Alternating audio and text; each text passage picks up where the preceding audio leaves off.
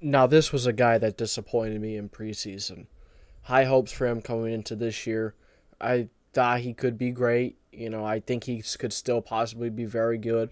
It's only preseason, but there were very many times where Alec Pierce is making little mistakes and dropping the football, not bringing the football in. We expect this guy to be our big playmaker, our big deep threat guy. And over preseason, he has shown that he cannot make those big time catches. A big time catch in the Buffalo game, the first preseason week. Anthony Richardson do it right in the money, right in the breadbasket. Couldn't have been any better. Was right in Alec Pierce's hands. Couldn't hold on to it through contact. And I get it. It was a very difficult catch to make. But if you're going to be that big time playmaker, those are the kind of catches you got to make. Those are the kind of catches you got to make in the NFL regardless. And he dropped a few passes in the preseason week 3 game against the Eagles. Pierce has disappointed me. And could we maybe see, down the line, maybe not right now, if Pierce doesn't get better in the regular season, if he continues having these drops, was it jitters?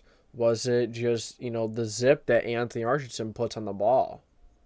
Because, let's be honest, Pierce is not used to that kind of velocity on the football. He's never had that. He's had Desmond Ridder, who's a decent college quarterback. He had Matt Ryan last year. Could barely get the ball to him downfield. Sam Ellinger doesn't have velocity. Nick Foles doesn't really have the velocity either. So, I've had high praise for Alec Pierce. I've had nothing good to say about. No, I've had. I've all I've done has talked good about him over the offseason. And he disappointed me. He disappointed me throughout the preseason. And I hope this isn't a precursor to what the year has for him, how he's going to play. Because Anthony Richardson, him and Alec Pierce can be an incredible duo. Pierce is very fast. For how big he is, he's 6'3", and he ran a wildly fast 40 for how big he is. I think it was like 4.3 something. 4.34. It was something like that. He's fast. And he didn't run a lot of different routes at Cincinnati. And we were worried about his hands a little bit. We've seen the concentration drops at Cincinnati. Hopefully Pierce can forget what happened this preseason and take it to the next level. Because last season, he even had a few drops here and there last season.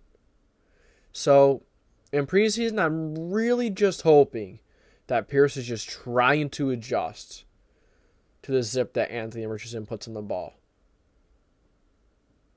I hope that Shane Steichen can get the best out of him.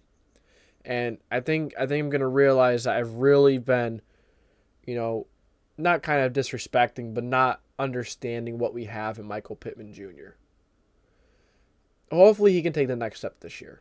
He looked pretty good in preseason. He looked really good against the Eagles. Now, was he playing, number one cornerbacks, number ones? No. But he's shown in the past that he can be a good receiver. Hopefully Pittman can, find it again. Last year he was very good as well. He had a few mistakes here and there that really aggravated me. Had a few fumbles, had a few drops. He was hurt, but if you're playing, man, you kind of gotta make those plays. If you're gonna hurt the team more than you're gonna help them, then don't bother playing. But that's kind of disrespectful how I just said that. I shouldn't have said that. Because Pittman, he fought through toughness. He fought through it. And me saying he shouldn't have played, I don't know, man, because, he kept making all those little mistakes. Fumbling the ball, dropping wide open passes. So dropping wide open passes, whether you're hurt or not, is not okay. We know Pittman's got strong hands. We know he's great when going up to catch the football. He's decent with separation. He's gotten much better since he's gotten into the league. We'll see. We'll see how Pittman can do.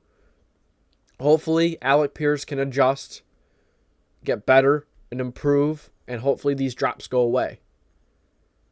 He's reminded me a lot of Donte Moncrief in a way. Moncrief was big, fast, but he had better fingers.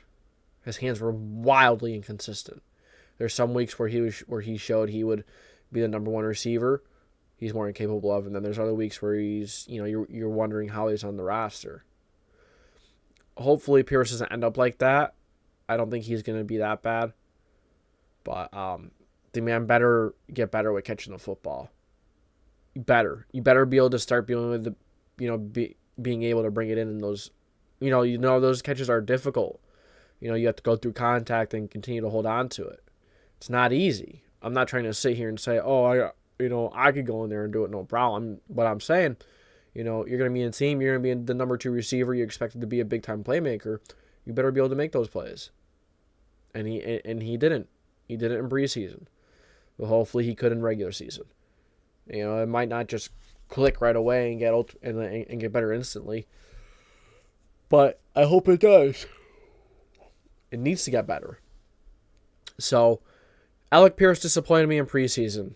Do you guys think he could bounce back? You guys a little worried? It's just preseason, so there's no reason to worry until these mistakes trickle into the regular season.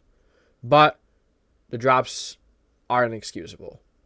So that's all I got for you guys today. Thank you for tuning in to the JDW Sports Talk Show, where every fan is welcome. If you enjoyed this video, make sure to like, subscribe, put the post notification bell on so you don't miss any future videos. This is the JDW Sports Talk Show, signing off.